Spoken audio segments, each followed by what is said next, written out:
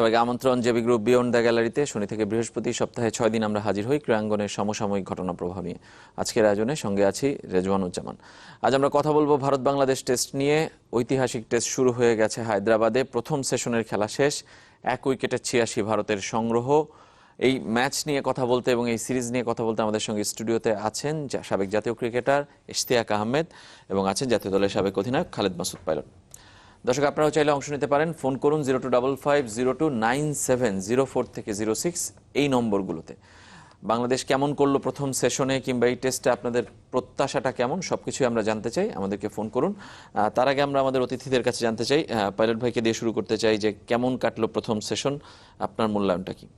না, টসটা খুব ইম্পর্টেন্ট আমার মনে হয়। যেহেতু ইন্ডিয়াতে খেলা ফার্স্ট ইনিংস, আমি বলবো যে ইন্ডিয়া খুব ভালো একটা ব্যাটিং করেছে। 27 ওভার যে ব্যাটিং করেছে, আনলাকি আমি ফার্স্ট ব্যাটসম্যান যেটা আউট হয়েছে, আমি বলবো যে রাহুল খুব ভালো, মানে মারার মতো একটা শর্টস খেলার মতো বল ছিল। এই যে আমরা যেটা দেখছি আর কি, আমার কাছে মনে হয় যে ইন্ডিয়ার পরে আর টেস্ট ম্যাচ কি আসলে বেসিক্যালি প্রথম 2 ঘন্টা দেখে আসলে আপনি টোটাল টেস্ট ম্যাচের সিনারিওটা কিছু বলা খুব কঠিন। যতটা সময় যেতে থাকে ততটা আপনি ডিটেলস বলতে পারবেন। বাট এই মুহূর্তে আমি বলবো যে ইন্ডিয়ার অবস্থাতে খুব ভালো অবস্থা আছে। 1 উইকেটে 87, আমার কাছে মনে হয় খুবই ভালো অবস্থা। ইশতিয়াক ভাইয়ের কাছে জানতে চাই যে টসের কথা বলছিলেন যে বাংলাদেশ কতটা আনলাকি, এটা 5 দিনের ম্যাচে আসলে কতটা ভোগাবে এই সিদ্ধান্তটা? না, ইন্ডিয়া অবশ্যই একটা বড় স্কোর করার একটা চেষ্টায় থাকবে এবং যে পাওয়ারফুল ব্যাটিং সাইড ইন্ডিয়ানরা এই ধরনের কন্ডিশনসে খেলে অভ্যস্ত, তারা একটা বিশাল একটা স্কোর পাইল আপ করবে।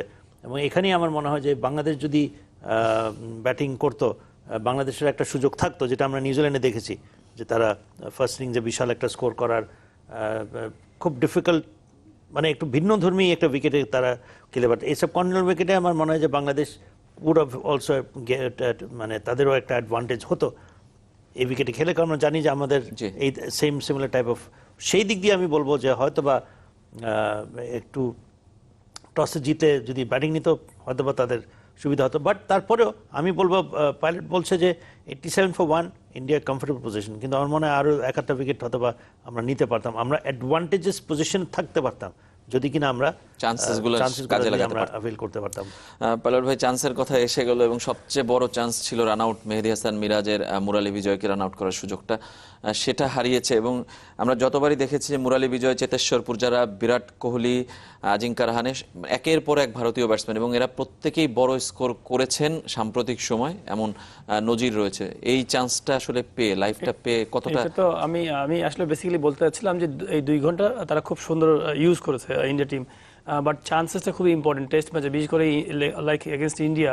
আপনার 1 to 6 যে ব্যাটসম্যানগুলো আছে তাদের কিন্তু রেকর্ডটা খুবই ভালো। আমি বলবো যে গ্রাফটা আপনি যদি স্ট্যাটিস্টিক্স যদি দেখেন যে ওনাদের কিন্তু ম্যাক্সিমামই 45-40 এরকম এভারেজ থাকে, যে গ্রাফটা দেখা গেলো সবসময় উপর দিকে।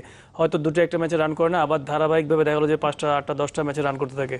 আর আমাদের যেটা হচ্ছে প্রবলেম হচ্ছে, আমরা হয়তো একটা ম্যাচে একটা বড় রান করলাম, হয়তো 100 করলাম, পরে আবার 3-4 ম্যাচে রান নাই।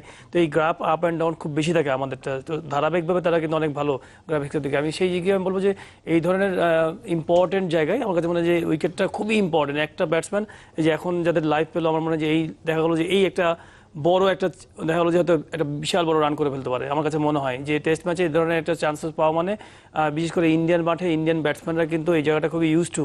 তারা বড় বড় ধরনের ইনিংস খেলে এবং সবচেয়ে বড় কথা তাদের ব্যাকগ্রাউন্ডটা কিন্তু ওইভাবে তৈরি হয়ে আসে। ফার্স্ট ক্লাসে রঞ্জিত বলেন বা যেখানে বলেন, তারা অনেক পরিমাণ এরকম ফার্স্ট ক্লাস খেলে 200, 300 বা 150 রানের ইনিংসগুলো খেলে। পরে মানে তারা জানে যে কীভাবে বড় স্কোর করতে হয়। তো সেইটা কিন্তু আমাদের জন্য আমি বলবো যে একটা রান আউটটা খুবই বড় একটা মিস্টেক। কারণ টেস্ট ম্যাচে আপনি চান্সেসগুলোকে যদি আপনি ধরে নিতে পারেন তাহলে কিন্তু আপনি খুব ভালো জায়গায় থাকবেন। বাট চান্সেসগুলো যদি মিস করেন আপনি কিন্তু ব্যাকফুটে চলে যাবেন।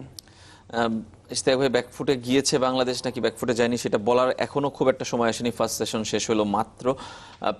এই টেস্টে আসলে আপনার কাছে উইকেট দেখে কি মনে হয়েছে? আমরা 2 ক্যাপ্টেনের কথা শুনছিলাম টেস্টের আগে টসের সময়, যে প্রথম 2 দিন হয়তো বা ব্যাটসম্যানরা একটু হলেও সুবিধা পাবে বাড়তি। দেখেন, Ashwin will be a factor. সেটা উইকেটটা যেরকমই থাকুক না কেন, যে ধরনের একটা মানে ভয়ঙ্কর একটা ফর্মে আছে অশ্বিন, বাংলাদেশের ব্যাটসম্যানদের তাকে কোপ করাটা একটা সমস্যা হবে। উইকেটটা যেরকমই উইকেট হোক না কেন, হ্যাঁ, এবং এই উইকেটটা সেকেন্ড থার্ড ডে থেকে আমার মনে হয় will be completely in favour of the spinners. এবং অশ্বিনকে যে ধরনের সে বল টার্ন করায়, যে ধরনের সে লিফট পায়, এটা নেগোশিয়েট করা বাংলাদেশি ব্যাটসম্যানদের পক্ষে কতখানি ইয়ে হবে সেটা সময় বলবে। বাট ইন্ডিয়ার যে ব্যাটিং সাইডটা আমার মনে হয় প্রথমে এখন যেটা কনসেন্ট্রেট করা উচিত হবে যে you have to convert the half chances into full chances. প্রথমত হলো এটা। আরেকটা হলো যে আমি কত কমে ইন্ডিয়াকে রাখতে পারবে the end of the day. কারণ কোহলি এবং যেটা বললো পাইলট, কোহলি, রাহানে এবং যারা যে ব্যাটিং সাইড, আপনি চিন্তা করেন নায়ের মতো একটা প্লেয়ার 300 রান করে যেতে গেল টেস্ট ম্যাচে, সে টিমে চান্স পাচ্ছে না। তার মানে বুঝতে পারেন যে কত স্ট্রং এই ইন্ডিয়ান ব্যাটিং সাইডটা। এবং আপনার অশ্বিনের মতো ব্যাটসম্যানও he is got 4 test hundreds, he is in regal form যেটা বলে। অশ্বিনের মতো ব্যাটসম্যানও কিন্তু বাংলাদেশের জন্য will be a headache later on in the. আপনার Jadeja is also very capable batsman. Indian batting side is very powerful. এই ব্যাটিং সাইডটা আমরা কত কমে রেখে, কারণ এরা কিন্তু বাংলাদেশ যেরকম ডিক্লেয়ার করেছিল নিউজিল্যান্ডে, আমার মনে হয় ইন্ডিয়া হয়তো বা সেই যাই না, it's too early to say, India চেষ্টা করবে মানে পুরো ইনিংসটা খেলে 2 দিন কিংবা 3 দিন বাংলাদেশকে তারা they will try and get the best out of that. 3 দিন বাংলাদেশকে দুইবার অল আউট করার একটা সুযোগ। পাইলট ভাই, এটা যদিও আর্লি ইশতিয়াক ভাই নিজে স্বীকার করেছেন, কিন্তু এটাই নিশ্চয়ই স্ট্র্যাটেজি হবে টস জিতে, যেহেতু ব্যাটিং নিয়েছে ভারত এবং একটা বড় স্কোর তারা চিন্তা করছে। সবচেয়ে বড় উপায়টাকে, আপনি খেলা দেখেছেন কিংবা উইকেট দেখে কি মনে হয়েছে যে আসলে বাংলাদেশি স্পিনাররা কি কতটা কার্যকরী হচ্ছে? না, কার্যকরী হবে তখনই যখন ইশতিয়াক বাবু বলছেন থার্ড ডে, ফোর্থ ডে এবং ফিফথ ডে যখন স্পিনাররা বল করবে। প্রথমে কিন্তু যে কোনো টেস্ট ম্যাচে আমার কাছে মনে হয়, বিশেষ করে ইন্ডিয়া আমাদের এই সাবকন্টিনেন্টে প্রথম 1-2 দিন কিন্তু ট্রু ব্যাটিং উইকেট থাকে এবং এখানে কিন্তু স্পিনাররা তেমন ভালো ওইভাবে বল করবে না, ব্যাটসম্যান ডোমিনেট করবে। তো যে কোনো টিমই কিন্তু টস জিতে সবাই কিন্তু ব্যাটিং করার চিন্তা করে। বিকজ আপনি যদি দেখেন টেম্পারেচার 33 হায়দ্রাবাদ, তার মানে বোঝা যাচ্ছে অনেক হিট আছে। মানে হিট বলতে কি বোঝা যাচ্ছে যে আমরা এপ্রিল মাসের মতো না, বাট কাছাকাছি। তার মানে আপনি এরকম ব্যাটিং প্রথম দিন থেকে যদি ব্যাটিং ট্র্যাক থাকে, তার মানে আপনি 2-3 দিন পরে এটা একদম ড্রাই হয়ে মোটামুটি অনেক স্লো এবং টার্ন করতে থাকবে। তো যে কোনো দলই টস জিতে কিন্তু প্রথমে চিন্তা করবে আমি 2 দিন ব্যাটিং করি, বড় একটা ভালো ট্র্যাকের মধ্যে ব্যাটিং করে বড় একটা ইনিংস বিল্ড আপ করে ফেলি এবং অপোনেন্টকে আমি টায়ার্ড বানাবো, ফিল্ডিং করে টায়ার্ড বানাবো, লেগসগুলো টায়ার্ড হবে। দেন মেন্টালি তাকে আমি বড় একটা যখন স্কোর থাকবে, ধরেন 500+ যখন স্কোর থাকবে, তখন কিন্তু ব্যাটসম্যান চিন্তা করবে আমি শর্টস খেলবো না ডিফেন্সিভ ক্রিকেট খেলবো যে ম্যাচ ড্র করার জন্য। তখন কিন্তু অটোমেটিকলি ব্যাটসম্যানের উপর একটা প্রেশার আসে এবং তখন হয় কি স্পিনাররা ওই অ্যাডভান্টেজটা তখন নিতে থাকে। ব্যাটসম্যান যারা ব্যাটিং যারা আগে করেছে তখন ওই থার্ড ডে, ফোর্থ ডে ওই অ্যাডভান্টেজগুলো তখন নিতে থাকে এবং তারা চাইবেই যে পরপর 2বার ব্যাটিং করার জন্য, যে আমি এবং ফিফথ ডে, ফোর্থ ডে তখন পেস বোলার তেমন লাগবে না, তখন লাগবে হচ্ছে স্পিনার। তো আমার বোলার টায়ার্ড হলো, ফলো অনে পড়লো, আমার বোলার টায়ার্ড হলেও সমস্যা নয়, আমার স্পিনার দিয়ে কভার করে ফেলবো। আপনার এই অভিজ্ঞতাটা হয়েছে নিশ্চয়ই বিসিএল এ, সাম্প্রতিক সময় ঠিক একই রকমের পজিশনে ছিলেন আপনি, কোচ হয়ে। আমরা এই অভিজ্ঞতাটা জানবো, তার আগে একজন দর্শক আছেন আমাদের সঙ্গে, ফোনটি নিব। দর্শক, পরিচয় জানিয়ে প্রশ্ন অথবা মতামত জানান। আসসালামু আলাইকুম। ওয়ালাইকুম আসসালাম। আমি হাসান বলছিলাম ক্যান্টনমেন্ট থেকে। জি, আমার প্রশ্ন হচ্ছে, কামরুল ইসলাম রাব্বির বলে যে ক্যাচটা উঠেছিল স্লিপে, এটা আসলে আমরা দেখছি মুশফিকের কাছাকাছি জায়গায় পড়েছে, কিন্তু মুশফিক ইচ্ছা করলে কি ড্রাইভ দিতে পারতো না? এটি কি মুশফিকের, আমাদের মনে হচ্ছে যে এটা মুশফিকের মনোসংযোগের অভাব এখানে? আচ্ছা, ধন্যবাদ। ড্রাইভ, জি, আপনাকে বুঝতে পেরেছি যে মুশফিকের ড্রাইভ দেওয়া উচিত ছিল কি ছিল না। আরেকজন দর্শক আছেন, তার ফোনটি নিতে চাই। দর্শক, পরিচয় জানিয়ে প্রশ্ন অথবা মতামত জানান।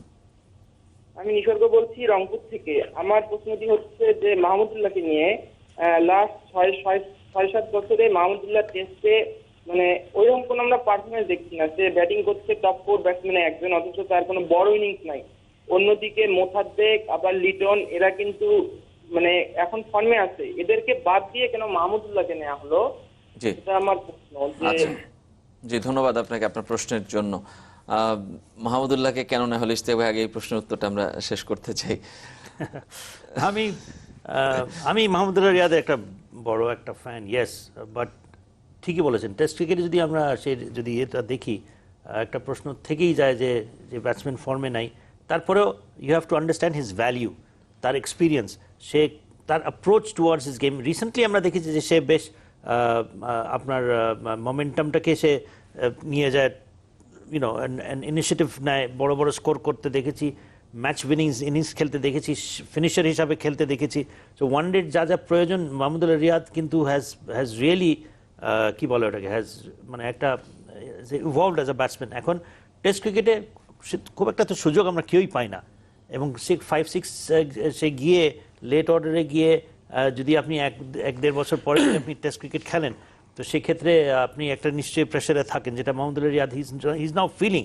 বাট ওর ব্যাপারে আমি মনে করি যে তার he should also concentrate on his bowling. আমি জানি পাইলট আমার সাথে একমত হবে কিনা, যে আমাদের বাইরে কিন্তু প্লেয়ার অফ স্পিনার খোঁজার কিন্তু কোনো প্রয়োজন নাই, বিকজ উই হ্যাভ, সে কিন্তু perhaps the highest wicket taker after Shakib. তো আমরা কেন যে স্পিনার খুঁজি, আমি এইটা বুঝে উঠতে পারি না, যেখানে সে হিমসেলফ। তো এখানে জানি না pilot is involve with the affairs. সে মাহমুদুল্লাহ রিয়াদকে দিয়ে বোলিং করানো হয় না কেন?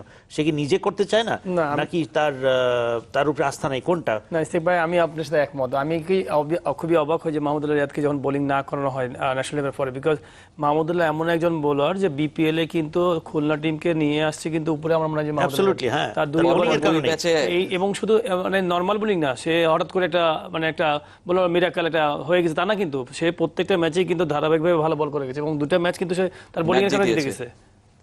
মানে আপনিও প্রশ্নটা রেখে আমি কিন্তু ওনার সাথে একমত, বিকজ আমার কাছে মনে হয় যে দেখেন আপনার ঘরেই তো আপনার কিছু অনেক ভালো একটা আর্মস আছে, আমি কেন ইউজ করবো না এই আর্মসটাকে? আমার মনে হলো যে মাহমুদুল্লাহ এমন একটা বোলার সে কিনা অলরাউন্ডার হিসেবে খুব ভালো খেলতে পারে। আমার কাছে মনে হয় যে সে ভালো বোলিং করবে, ওয়ানডেতে হোক টেস্টে হোক সব জায়গায় তাকে ইউজ করা হচ্ছে না। আমার কাছে মনে হয় যে তার যে অ্যাবিলিটিটা সেটা আমরা মনে হয় যে আমাদের ম্যানেজমেন্ট আমরা ইউজ করছি না। সে হয়তো প্রেসারে থাকবে, এই যদি if he continues to not perform, সে কিন্তু একটা সময় বুঝবে তাকে যদি টিমে থাকতে হয়, কোনো না কোনো একটা টিমের প্রবলেম তাকে সলভ করতে হবে, সেটা ব্যাটিংয়ে হোক আর বোলিংয়ে হোক। এখন বোলিংয়ে তার কিন্তু একটা এস্টাবলিশ ট্র্যাক রেকর্ড আছে, তার জন্য কিন্তু সুবিধা to be in the side. এখন সে যদি, এবং দর্শক উনি কিন্তু খুবই একটা যৌক্তিক প্রাসঙ্গিক একটা প্রশ্ন করেছেন। সবার মনে কিন্তু একটা পর্যায়ে আসে যখন আপনি ইউ কন্টিনিউ টু ফেইল। মুশফিকের বেলা আসে নাই, আমি ঠিকই আছে। আপনার মতামতটা কি আসলে দর্শকের যে প্রশ্নটা?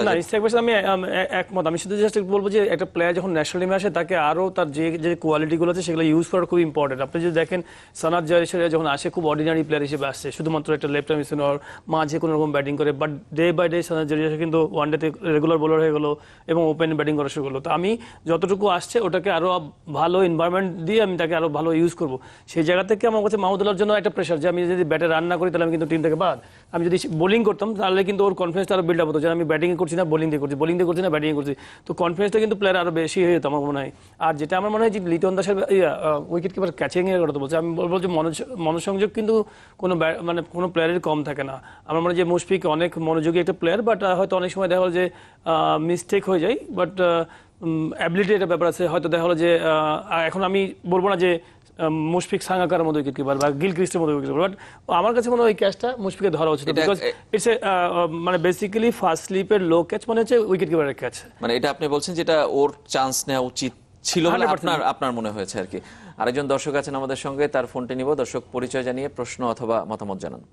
হ্যালো, আসসালামু আলাইকুম। আমি ব্রাহ্মণবাড়িয়া থেকে মোহাম্মদ সাদিকুর রহমান বিশাল বলছিলাম। জি, আমিও বাংলাদেশ আন্ডার 17 এর একজন প্লেয়ার। আমার মতামতটা হচ্ছে ভারত তো 3টা পেসার নিয়ে খেলছে, তো এই জায়গায় কি সুভাষিস স্ট্রাইকে নেওয়া যেত না? আর সাকিবকে দেখলাম পরপর 2টা মিস্টেক করছে, তারপর মেহেদী হাসান মিরাজকেও দেখলাম একটা ইজি রান আউট। এইভাবে যদি আমরা একজন প্রফেশনাল দল হয়ে মিস্টেক করি তাহলে তো ইন্ডিয়ারা আমাদের ফিল্ডিং প্লাস ব্যাটিং নিয়ে এমনি কথা তুলবে। তো ইন্ডিয়া দেখা যাবে যে ইন্ডিয়া আপনার একটা বড় স্কোর করে দিচ্ছে 550 থেকে 600 রান, তখন তো আমাদের ব্যাটসম্যানদের জন্য একটা মানে বড় ধরনের সমস্যা হবে। আর খালেদ মাসুদ ভাইয়ের কাছে একটা প্রশ্ন ছিল যে আমাদের টপ অর্ডারে কি একটু চেঞ্জ করা যায় না? কি পরিবর্তন, মানে আপনি কেমন পরিবর্তনের কথা বলছেন? আমি পরিবর্তনটা চাচ্ছিলাম যে মাহমুদুল্লাহকে কি আর একটু নিচে ব্যাটিং করানো যায় না 6-7-এ? মানে আচ্ছা, ধন্যবাদ আপনাকে। আমরা নিশ্চয়ই এই বিষয়ে কথা বলবো। এবং সবচেয়ে কথা একটা বলেছেন যে বারবার আমরা ভুল করছি, বিভিন্ন ভুল আমরা বলছি যে শিখার কথা, কিন্তু ভুলগুলো কিন্তু হয়ে আসছে। আসলে ভুল শোধরানোর উপায়টা কি, কিংবা সত্যি কি আমরা পারছি কিনা, পাইলট ভাই আপনার কাছে জানবো, ইশতিয়াক ভাইয়ের কাছেও জানবো। একটা ছোট্ট বিরতি নিতে হচ্ছে জেবি গ্রুপ বিয়ন্ড দ্য গ্যালারিতে। ফিরবো একটু পরেই, সঙ্গেই থাকবেন।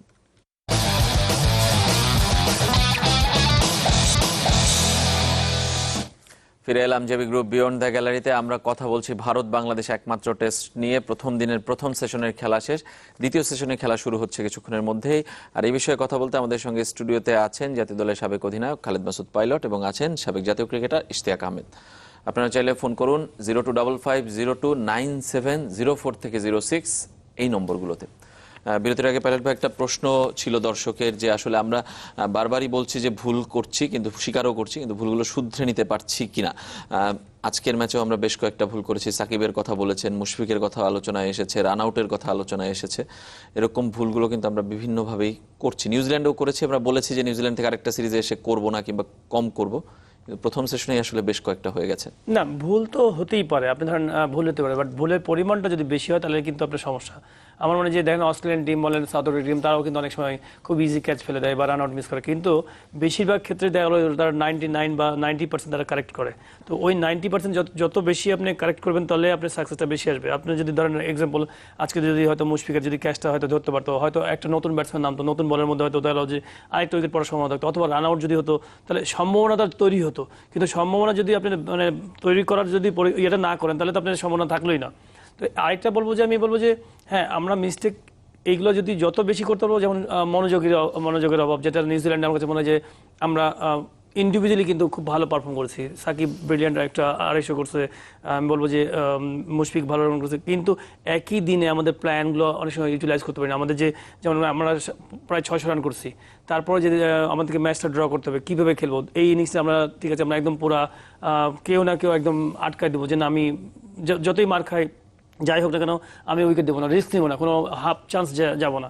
এই পরিকল্পনা ছিল। আর একটা ভদ্রলোক আমাকে একটু আগে বলছিলেন যে আমার মনে হয় যে ইন্ডিয়া টিম 3টা সীমার নিয়ে খেলছে, আমরা 2টা সীমার নিয়ে খেলছি। আমার মনে হয় যে স্টার স্পোর্টসে যারা খেলা দেখছেন আমার কাছে মনে হয় যে তারা অনেক অভিজ্ঞ, যারা কথা বলছেন, গাভাস্কার, রবি শাস্ত্রী, মানজেকার, এই কথাগুলো শুনলে আমার কাছে মনে হয় যে মানে বসে থাকতে ইচ্ছে করে, যে সারাক্ষণ যে শুনি ওনারা কি বলছে, এবং ক্রিকেটের এত সুন্দর ডিটেলস মানে ব্রিফ করে, আমার কাছে মনে হয় যে আর কিছু লাগে না। ফ্যান্টাস্টিক। তারাও কিন্তু এটাও সুন্দর করে বলেছে যে ইন্ডিয়া হয়তো ভাবছিল যদি টস হারে, এই জন্যই তারা 3টা সীমা নিয়েছিল, যে প্রথমে হয়তো ফার্স্ট বলার তারা বাংলাদেশকে হয়তো কিছু একটা করবে। তো আল্লাহ কি, তাদেরও কিন্তু ওই রকম চিন্তা ছিল যে 2টা সীমা নিয়ে খেলবে, বাট সে কিন্তু সুন্দরভাবে বলেছে। বাংলাদেশ চিন্তা করেছে প্রথম থেকে যে আমিও যদি টস হারি তাহলে কিন্তু আমাকে হয়তো ফিল্ডিং করতে হবে। তো বাংলাদেশ চিন্তা করছে ফিল্ডিং করতে হবে, আর ওরাও একই চিন্তা করেছে। এইভাবে করেই কিন্তু 2টা একটা 3টা সীমানের পার্থক্যটা হয়েছে, এবং এই কারণে বাংলাদেশে হয়তো ব্যাটসম্যানের পরিমাণটা বেশি আর কি সেই হিসাবে। ইশতিয়াক ভাই, আমরা প্রথম সেশনে খেলা শেষে আরেকজন দর্শকও বলছিলেন যে মাহমুদুল্লাহ রিয়াদকে আরেকটু নিচে ব্যাটিং করানো যায় কিনা। উনি 4, 5, 6 আসলে ফিক্স জায়গা নেই, সাকিব, মুশফিক এবং মাহমুদুল্লাহ 3 জনের মধ্যেই আসলে ঘুরে ফিরে ব্যাটিং অর্ডারটা ঠিক হয়। আপনার কাছে কি মনে হয় যে আসলে এরকম ফিক্স জায়গা দরকার, নাকি আসলে মাহমুদুল্লাহকে আরেকটু নিচে নামিয়ে সাব্বিরকে উপরে উঠিয়ে ব্যাটিং করানো উচিত? দেখুন, ওয়ানডের ক্ষেত্রে ওকে দিয়ে মনে হয় ট্রাই করানো হয়েছিল নাম্বার 3 থেকে মাহমুদুল্লাহ রিয়াদ, যে সে সাকসেসফুল কিন্তু হলো, তাকে যখন নাম্বার 3 করা হলো, তারপর একটা পর্যায়ে তাকে দিয়ে আমার মনে হয় যে বড় মানে তাকে প্র্যাকটিসে অন্তত বিগ হিটসের জন্য তাকে তৈরি করা হয়েছিল, যে বিগ হিটস কিভাবে খেলা যায়। এখন মাহমুদুল্লাহ রিয়াদের উপরে নিজের উপরে ডিপেন্ড করে। আমার তার ব্যাটিং অর্ডারটা ঠিক আছে, it is just that little bit of confidence তার প্রয়োজন, সেটাও হয়তো বা তার আছে। ইজ আনফর্চুনেট যে কয়েকটা ডিসমিসালস আমরা যদি দেখি, প্লে অন বেশ কয়েকটা হয়েছে, এবং হয়তো বা short down the leg side catch behind সে কয়েকটা হয়েছে। সেটা যদি বাদ দিই আমরা, আমার মনে হয় যে তাকে একটা স্কোর যদি করে, hill be back, he is experienced, is got a good technique, good temperament. আমরা খুব তাড়াতাড়ি সিদ্ধান্তে উপনীত হওয়াটা আমরা একটু আস্থাটা হারিয়ে ফেলি।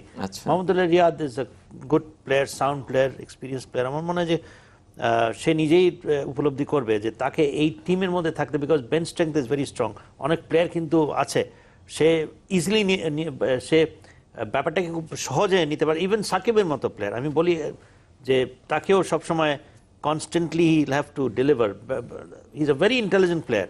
এখন বোলিং না করলে ব্যাটিং করে, ব্যাটিং না করলে তার বোলিং থাকে। যেই জিনিসটা মাহমুদুল্লাহ রিয়াদ করতে পারতো, ওর মধ্যে সে অ্যাবিলিটিস, আমার মনে হয় যে সেম মানের অলরাউন্ডার হতে পারতো মাহমুদুল্লাহ রিয়াদ, যদি কিনে সে দুইটাই ফোকাস করতো একসাথে। আরেকজন দর্শক আছেন, তার ফোনটি নিব। দর্শক পরিচয় জানিয়ে প্রশ্ন অথবা মতামত জানান। আসসালামু আলাইকুম ভাই, ভালো আছেন? জি, ওয়ালাইকুম আসসালাম, ভালো আছি। হ্যাঁ, পাইলট ভাইয়ের কাছে একটা কোশ্চেন ছিল। জি ভাইয়া। হ্যাঁ পাইলট ভাই, ভালো আছেন? জি ভালো, আপনি ভালো আছেন ভাইয়া? হ্যাঁ, আমি আপনার খেলা মাঠে বসে অনেক দেখছি, আপনাকে অনেক ভালো লাগতো উইকেট কিপিং। না, আমি মাঠেই খেলছি তো। হ্যাঁ হ্যাঁ, ওই আমার কোশ্চেনটা ছিল যে বারবার স্লিপে দেখি ফিল্ডিং মিস করে, সেখানে রাইট হ্যান্ড ব্যাটসম্যান ব্যাটিং করছে, তো আমাদের সাকিব তো লেফট হ্যান্ড, তো এখানে রাইট স্লিপে রাইট ফিল্ডার থাকলে বেটার হতো না রাইট পজিশনে? জি, ধন্যবাদ আপনাকে। না আসলে আপনি যেটা বলেছেন ঠিক আছে, কিন্তু কথা হচ্ছে যে না, লেফট হ্যান্ড রাইট হ্যান্ড বলে কোনো কথা নাই, স্লিপে যে কেউ দাঁড়াতে পারে, বাট দাঁড়ানোর পজিশনটা খুব ইম্পর্টেন্ট, যে কোন বোলার বল করছে তার জন্য আমি কোন জায়গায় দাঁড়াবো, এবং আমার স্ট্রেংথ কি। আমি সাকিব, আমি লেফট হ্যান্ড আমার স্ট্রং, আমি লেফট হ্যান্ডকে একটু ডিস্টেন্স রেখেই আমি রাইট সাইডে দাঁড়াবো, বিকজ রাইট সাইডে বলটা ধরা আমার জন্য ডিফিকাল্ট, বিকজ রাইট হ্যান্ডের গ্রিপটা আমার কিন্তু অত ভালো না, যত না লেফট হ্যান্ডের যে গ্রিপটা অত ভালো। তো আমার কাছে মনে হয় লেফট হ্যান্ড রাইট হ্যান্ড কোনো ব্যাপার না, মেইন ইম্পর্টেন্ট হচ্ছে কার স্লিপসে হাত ভালো, কে কত সুন্দর বলটা ধরতে পারে। তো সবচেয়ে ইম্পর্টেন্ট হচ্ছে এইটাই। মানে স্লিপের ক্যাচের যেহেতু আলোচনা আসলো, আমরা স্লিপে আসলে একটু দুর্বল কিনা আপনি, মানে ওভারঅল শুধু ন্যাশনাল টিম না, আপনি সব জায়গাতেই মনে হয়েছে কিনা আপনার কাছে যে স্লিপ ক্যাচিং এ আমাদের ফিল্ডারদের একটু দুর্বলতা আছে? স্লিপ ক্যাচিং এর দুর্বলতা চোখ বন্ধ করা আছে, বিকজ আমাদের যদি স্লিপ ক্যাচিং এর যদি প্র্যাকটিসটা তৈরি করতে হয়, আপনি কিন্তু ফার্স্ট ক্লাস থেকে তৈরি করতে হবে। আমাদের দেশে 4 ডে ম্যাচের সংখ্যাটা খুবই কম, আলটিমেটলি আমরা সবসময় ওয়ান ডে খেলি, ওয়ান ডেতে ফিল্ডার ডিস্ট্রিবিউশন থাকে চারিদিকে ছিটানো, স্লিপসে কিন্তু থাকে না। যখন আমাদের এই এপ্রিল মাসে বা সারা বছরই আমরা যখন খেলি, খুব কম কিন্তু ফিল্ডার স্লিপসে দাঁড়ায় থাকে, খুব বেশি, এবং স্টার্টিংটাও হয় স্পিন দিয়ে। তো তার মানে হচ্ছে আমার ওই চান্সগুলো নেন। নিউজিল্যান্ডে বলেন বা সাউথ আফ্রিকা বলেন, তারা কিন্তু সকাল থেকেই দাঁড়ায় আছে স্লিপসে এবং বলের মুভমেন্ট থেকে। তো ফলে হয় কি, ওই প্র্যাকটিসটা, ওই কালচারটা তাদের প্রথম থেকেই ছোটবেলা থেকে তৈরি হয়ে থাকে, যে আমাকে স্লিপসে দাঁড়াতে হবে, ক্যাচ ধরতে হবে। আর আরেকটা আমি যেটা বলতে চাচ্ছিলাম যে আমাদের যেটা হচ্ছে যে মাহমুদুল্লাহর ব্যাপারে বলছিলাম, যে মাহমুদুল্লাহর এক্সপিরিয়েন্সটা কিন্তু আপনাকে প্রায়োরিটি দিতে হবে। আপনার মনে হয় যে ইস্তেফার সাথে আমি একমত যে ধরেন ইয়াং প্লেয়ার অনেক ভালো, নো ডাউট, কিন্তু সাধারণত আপনাকে চিন্তা করতে হবে যে ইন্ডিয়ার মতো জায়গায় এখানে এত বড় একটা হিউজ কিন্তু মানে মিডিয়া ফোকাস বলেন সব কিছু অনেক এইসব জায়গায় শুধুমাত্র অনেক ইয়াং চিন্তা করলে হবে না, এখানে কিন্তু বড় সিনিয়র প্লেয়ারদেরকেও ইউজ করতে হবে। বিকজ আপনাকে যেমন মাহমুদুল্লাহ রিয়াদ অস্ট্রেলিয়া, ইংল্যান্ড সব জায়গায় খেলে ইউজ টু, তার এক্সপিরিয়েন্সটা হয়তো সে হয়তো ওই রকম ফর্মে নাই, কিন্তু তার কাছে যে কোনো মুহূর্তে যে কোনো সময় একটা ভালো কিছু সে দিতে পারে। ইশতিয়াক ভাই, আমরা ভুল নিয়ে বারবারই কথা বলছি, কিন্তু প্রসপেক্টটাও একটু আলোচনা করা দরকার। যে এই টেস্টে হয়তো প্রথম সেশনে খুব বেশি রান কিন্তু এখনো হয়নি, 86 রান হয়েছে, একটা উইকেটও পড়েছে প্রথম ওভারেই তাসকিনের। আপনার কাছে কি মনে হচ্ছে যে আসলে বাংলাদেশের বোলারদের বোলিং সাইডটা আসলে একটু অনভিজ্ঞ ব্যাটিংদের তুলনায়, অনভিজ্ঞতাটাকে আসলে প্রভাব ফেলে কিনা? আমরা নিউজিল্যান্ডেও দেখেছি, ইন্ডিয়াতেও দেখবো কতটুকু। দেখেন, নিউজিল্যান্ডে ছিল কি আপনার বেশ কয়েকটা প্লেয়ার ইনজার্ড ছিল। ওয়ান ডেতে আমরা দেখেছি মুশফিক, এটা একটা টিমের উপরে প্রভাব পড়ে। বাংলাদেশ টিম কিন্তু খুব বেশি খারাপ খেলে নাই, দেখেন রেজাল্টটা যেই আমরা যতই দেখি না কেন, overall on the field performance কিন্তু আপনি রুল আউট করে দিতে পারেন না। আমরা ইমপ্রুভমেন্টস দেখেছি। টেস্ট ক্রিকেটেও same thing, second test match আমরা মুশফিককে ইনজার্ড, আর সে যেভাবে সে ব্যাটিং করেছিল, যেভাবে হালটা ধরার চেষ্টা করেছিল, এটা একটা শিক্ষণীয় ব্যাপার। এরকম হস্টাইল বোলিং এগেনস্টে সে বলের পর আঘাত পেয়ে যাচ্ছে কিন্তু উইকেট ছাড়েনি। তো এই কিছু কিছু জিনিস যদি আমরা যদি অ্যাসেস করি, আমাদের মধ্যে ওই ফাইটিং অ্যাবিলিটিস কিংবা কোনো একটা player, captain has to lead from the front, সেটা মুশফিক করে দেখিয়েছে। আমার মনে হয় যদি প্ল্যানটাকে যদি ইমপ্লিমেন্ট করা হয় ঠিক মতো, প্লেয়ার্সদের অ্যাবিলিটিস আছে, যেটা পাইলট বললো যে ইন্ডিভিজুয়াল কিছু কিছু প্লেয়ার্স এক্সট্রাঅর্ডিনারি পারফর্ম করেছে। আমার মনে হয় প্রত্যেকটা প্লেয়ার যদি তাদের মতো করে, আমি খুব বেশি আউটস্ট্যান্ডিং পারফরমেন্স চাচ্ছি না, বাট চাচ্ছি প্রত্যেকটা প্লেয়ার নিজে যতখানি সাধ্য সেটা যদি করতে পারে, collectively it will bring in good results for the team. আমাদের সেটার উচিত হবে লক্ষ্য রাখা, যে প্রত্যেকটা প্লেয়ার যেন কন্ট্রিবিউট করে। আমরা ওয়ান ডেতে বেশ কিছুদিন ধরে দেখে এসেছি, টেস্ট ক্রিকেট এখন সময় এসছে, যেরকম মাহমুদুল্লাহ রিয়াদ এখন একজন আলোচ্য ব্যক্তি। Why? Because he is not delivering, তাকে করতে হবে। Everybody has to, and he is a senior player. আমার মনে হয় যে sooner rather than later দেখবে Mahmudullah Riyad is coming back. Hopefully. আমরাও আশা করি মাহমুদুল্লাহ রিয়াদ ফিরবে তার ফর্মে। একজন দর্শক আছেন, পরিচয় জানিয়ে প্রশ্ন অথবা মতামত জানান। হ্যালো, আসসালামু আলাইকুম। ওয়ালাইকুম আসসালাম। আমি কুমিল্লার দাউদকান্দি শহীদনগর থেকে মোহাম্মদ আতিকুল হক। জি, আমার প্রশ্নটা হচ্ছে যে মেহেদী হাসান মিরাজ ব্যাটিং এ এখনো নিজেকে প্রুভ করতে পারেনি। তো ইন্ডিয়ার বিরুদ্ধে আমরা 8 ব্যাটসম্যান নিয়ে যদি খেলতাম, মোসাদ্দেক সৈকতের মানে লিগে ভালো পারফরমেন্স আছে, ডাবল সেঞ্চুরি আছে 2টা। তো সেক্ষেত্রে তাকে যদি আমরা অভিষেক ঘটাতে পারতাম, তাহলে কি ব্যাটিং সাইডটা আরো স্ট্রং হতো না? জি, আর ইন্ডিয়া জি, ধন্যবাদ আপনাকে। মোসাদ্দেক হোসেনকে খেলাতে পারতাম কিনা মেহেদী হাসান মিরাজের পরিবর্তে? পাইলট ভাইয়ের কাছে কি মনে হয় যে 8 জন ব্যাটসম্যান, আমরা সবসময় আগেও বলেছি যে নেগেটিভ অ্যাপ্রোচ, একজন পেস বোলার নিয়ে খেলা নেগেটিভ অ্যাপ্রোচ, এগুলো আমরা বলেছি টেস্ট ক্রিকেটে। দেখেন, আমার মনে হয় যে উনি যিনি কোশ্চেন, প্রত্যেকেরই কোশ্চেনের কিন্তু যুক্তি আছে। আমার কাছে মনে হয় কিন্তু একটা ব্যাপার চিন্তা করতে হবে যে খেলবে কিন্তু 11 জন। তো আমার কাছে যারা এখানে এক্সপার্ট যারা আছেন, আমার মনে হয় সিলেক্টর যারা আছেন বা ম্যানেজমেন্ট আছেন, তাদেরও কিন্তু একটা পারফরমেন্স, যে কেউ টিম যদি ভালো না খেলে, কেউ কোনো প্লেয়ার যদি না খেলে, তাদেরও কিন্তু খারাপ লাগে। আমার কাছে তাদের প্রতি আমাদের রেসপেক্ট রাখতে হবে যে না, তারা আপনারা যারা কোশ্চেন করছে তাদেরও কিন্তু এক একজনের একটা প্লেয়ার চিন্তা, যে এটা নিলে ভালো হতো, ওটা নিলে ভালো হতো। তো আলটিমেটলি এত প্লেয়ার তো নেওয়া যাবে না। তো আমার মনে হয় যে বাংলাদেশ টিম যারা খেলছে, আমরা অ্যাপ্রিসিয়েট করি যারা মেন বাংলাদেশ টিম খেলছে, এবং এখানে যারা খেলছেন তাদের আমরা শুভকামনা করি যেন তারা কীভাবে বেস্ট পারফরমেন্স দিতে পারে। শুধু এর মধ্যে আমরা হয়তো কিছু আলাপ আলোচনা করতে পারি, যেটা হয়তো আমরা কিভাবে করলে আরো ভালো হতো। যেমন আমি ছোট্ট একটা, আপনি যদিও কোশ্চেনের মধ্যে নাই, আমি তারপর বলি, যেমন তাইজুল ইসলাম নিউজিল্যান্ড থেকে আসলো, আসার পরে কিন্তু একটা ফার্স্ট ক্লাস ম্যাচ খেলার সুযোগ পেলো, যে তাকে টেস্টিং হিসেবে একটা অ্যাটলিস্ট ফার্স্ট ক্লাস ম্যাচ খেলুক ইন্ডিয়া যাবার আগে। অ্যাপ্রিসিয়েট করি, বিকজ তাদের ফার্স্ট ক্লাসের ম্যাচের পরিমাণ কিন্তু খুব বেশি খেলে না। টেস্টও সে অনেক দিন ধরে নিউজিল্যান্ডে বসছিল, বসে থেকে খেলে না একটা ম্যাচ খেলে সে ইন্ডিয়া গেল, তার মানে সে প্রিপারেশনটা নিয়ে গেল। আমি মনে করি যে এখানে মুশফিক, মাহমুদুল্লাহ, সাকিব, তামিম এরা কিন্তু রেগুলারই ম্যাচ খেলে পারে, তারা এক্সপিরিয়েন্স, তাদের কিন্তু অত ম্যাচ না খেললেও চলে এখন, তারা শুধুমাত্র নকিং করবে, ম্যাচ যে খেলবে। বাট আমি মনে করি সাব্বির রহমান, আমি বিগ ফ্যান অফ হিম, আমার কাছে আমি কিন্তু তার অনেক বড় একজন ফ্যান, সুপার প্লেয়ার। কিন্তু আমি বলবো যে সাব্বির রহমান কয়টা ফার্স্ট ক্লাস খেলেছে বাংলাদেশে, এবং কয়টা সেঞ্চুরি আছে তার, এবং নিউজিল্যান্ডে সে হয়তো ম্যাচ খেলেছে, হয়তো 50 করেছে, কিন্তু কতগুলো বল খেলেছে। তো একটা প্লেয়ারের যদি 200, 250, 150 রানের যদি ওই অ্যাবিলিটি বা ওরকম যদি রেকর্ড যদি সে করে না থাকে, তাহলে কিন্তু এই ইন্ডিয়ার মতো জায়গায় যে আপনার খুব ইজি না। আমার কাছে মনে হয় যে 200 মারবো বা 300 মারবো। Sabbir Rahman as a batsman খেলছে, আমার কাছে মনে হয় যে এই যাবার আগে, ইন্ডিয়া যাবার আগে একটা সুন্দর একটা ম্যাচের একটা অপরচুনিটি ছিল সাব্বির রহমান খেলার ফার্স্ট ক্লাসে বিসিএল, সেইখানে যদি সে খেলতো তাহলে হয়তো অ্যাটলিস্ট ওখানে যদি একটা 100 করতো বা 200 বল খেলতো, তাহলে কিন্তু একটা কনফিডেন্সটা বিল্ড আপ করে দিত, না আমি ফার্স্ট ক্লাসে এইভাবে রান করে আমি এখানে আবার আসছি। ওইখানে নিউজিল্যান্ডে খেলেছি শুধুমাত্র নিউজিল্যান্ড কন্ডিশনে, এই স্পিন ট্র্যাকে আমি খেলে আবার যে রান করতাম, তাহলে আমার কনফিডেন্সটা কিন্তু অনেক, মানে আমার কাছে মনে হয়, আমি জানি না স্টেপে কি বলবে, বিল্ড আপ হতো, টিমের জন্য হেলদি একটা ফিগার তৈরি হতো যে না সাব্বির 150-200 রান করে। ইশতিয়াক ভাই কি বলবেন আসলে? না, অ্যাবসলিউটলি। একটা টেস্ট ক্রিকেটে সবচেয়ে বড় জিনিস হচ্ছে আপনাকে ক্রিজে থাকতে হবে, লম্বা ইনিংস খেলার সেই অভ্যাসটা কয়টাই বা তারা ফার্স্ট ক্লাস খেলেছে। Is right. আই মিন, একটা প্লেয়ার যদি 3-4টা ফার্স্ট ক্লাস খেলা খেলে যদি আমি টেস্ট ক্রিকেটে গিয়ে যদি খুব বেশি আমরা আশা করতে থাকি, আমার মনে হয় it is not fair, frankly speaking. আমরা তারপরেও প্লেয়াররা যে পারফর্ম যে করছে, আমি তো 100% তাদেরকে সাধুবাদ জানাই, 100%। আই মিন, আপনি যদি অন্য দলের প্লেয়ারদের দেখেন, তাদের যে অভিজ্ঞতা, টেস্ট ক্রিকেট তো আমি বাদই দিলাম, আমি ফার্স্ট ক্লাস ক্রিকেট, আমি লঙ্গার ভার্সন ক্রিকেট কয়জন খেলেছে, তাসকিন কয়টা ম্যাচ খেলেছে, তাসকিন আজকে টেস্ট ক্রিকেট খেলছে, সে মনে হয় টেস্ট ক্রিকেট বেশি খেলেছে যত না সে ফার্স্ট ক্লাস খেলা খেলেছে। রাব্বি। তো এখানে আমার মনে হয় যে খুব বেশি আশা করাটা is going to be very unfair.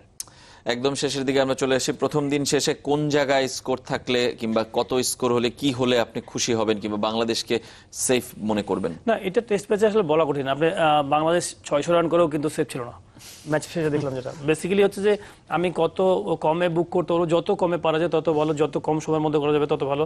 এবং আমি সবচেয়ে বলবো যে আমরা যদি এই first day, second day, third ডের মধ্যে যদি ব্যাটিং করতে পারি, যতটা বেশি ব্যাটিং করবো তত ভালো আমাদের জন্য। মানে যত আর্লি আউট করে আমি এই 3 দিনের মধ্যে যতটা সময় ব্যাটিং করতে পারবো, বেশি সময়, তাহলে আমি কিন্তু ভালো জায়গায় থাকবো। কিন্তু আমি যদি পরের দিকে যদি ব্যাটিং করি, তাহলে কিন্তু আমার জন্য প্রেশার থাকবে, প্রবলেম থাকবেই। ইশতিয়াক ভাই, মানে বোলারদের ক্ষেত্রে যদি বলেন যে আপনার কাছে কার পারফরমেন্স প্রত্যাশিত ভালো মনে হচ্ছে, যে আপনি এক্সপেক্ট করছেন তার পারফরমেন্স কিংবা তার একটা বোলিং স্পেল? এখনো খুব টু আর্লি টু সে। আমার মনে হয় অনেকখানি সাকিবের উপরে ডিপেন্ড করবে এই বোলিংটা এবং উইকেট নেওয়ার ব্যাপারটা। বডি ল্যাঙ্গুয়েজটা যেন পজিটিভ থাকে। India is going to pile up huge runs. কোনো সময় যেন বাংলাদেশি বোলারদেরকে সেরকম হতাশ যেন মনে না হয়, তাদেরকে সবসময় যেন উৎফুল্ল এবং যেটা বলা হয় যে চাঙ্গা যেন লাগে, এবং গুড বোলিং চেঞ্জেস যদি হয় এবং সেশনটাকে যদি তারা নিয়ন্ত্রণে রাখতে পারে প্রত্যেকটা, তাহলেই মানে আপনি সেটাই এক্সপেক্ট সামথিং গুড। ধন্যবাদ আপনাদের দুজনকে আমাদের স্টুডিওতে আসার জন্য। আজকের মতো আমরা এখানেই শেষ করছি, তবে প্রত্যাশা করে যাচ্ছি যে আগামী সপ্তাহে যখন আসবো বাংলাদেশ এই টেস্টে ভালো অবস্থায় থাকবে। আজকের মতো এখানেই শেষ করছি।